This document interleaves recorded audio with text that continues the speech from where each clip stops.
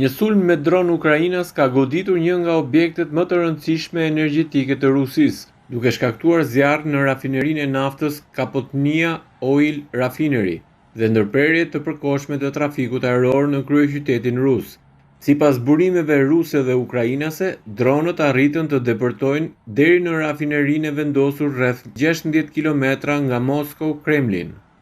Pamjet e publikuara në rrjetet sociale treguan flakë të mëdha dhe re të dendura tymi që ngriheshin mbi zonën industriale. Si pasojë e sulmit, autoritetet ruse pezulluan përkohësisht operacionet në 4 aeroportet kryesore të Moskës.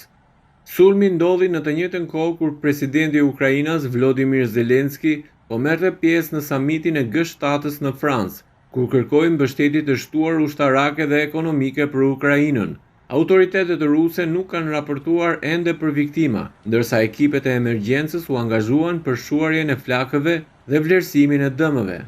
Sulmet me dron në territorin rus janë shtuar muajt e fundit, duke synuar infrastrukturën energjetike dhe ushtarake larg vijës së frontit.